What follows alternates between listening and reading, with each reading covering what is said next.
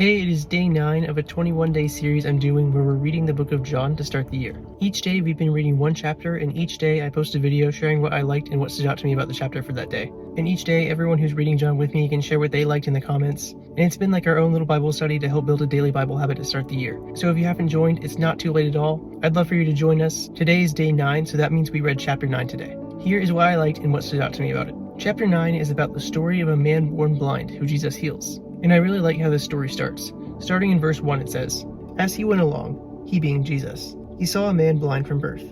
His disciples asked him, 'Rabbi, who sinned, this man or his parents, that he was born blind?' 'Neither this man nor his parents sinned,' said Jesus, 'but this happened so that the works of God might be displayed in him.'"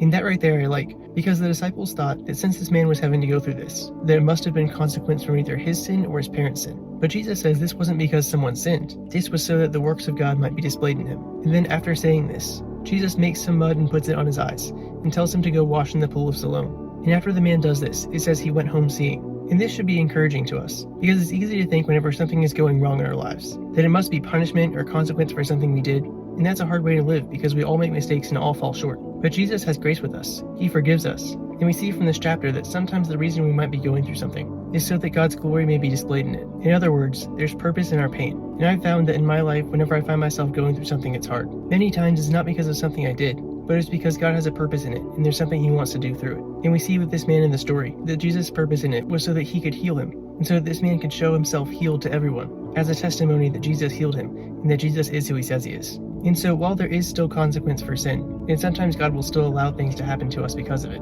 I encourage you to ask the Lord, what is your purpose in this? Maybe he wants to heal you of something so that you can show others and tell them what the Lord has done, just like the man did in this story. Maybe he wants to use a tougher time to draw you closer to him.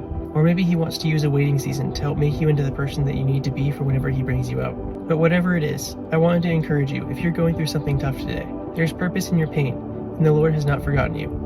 And this is what stood out to me and what I liked about chapter 9 today. I'd love to know what you liked about this chapter. Let me know in the comments. And also, if you are going through a tough season, I would love to be able to stand in prayer with you if that's something you would want. So if you want me and the others who are in this Bible study together to stand with you in prayer, you can comment a prayer request, and I'll be praying for every one of them, that God's works would be displayed in your life and that he would answer your prayer. And I encourage you, if you're doing this Bible study and you're watching these videos, if you see a prayer request in the comments, I encourage you to pray as well, and we'll all be believing together for God to answer those prayers in Jesus' name. The Lord sees you, and the Lord hears your prayers today, and there's purpose in your pain.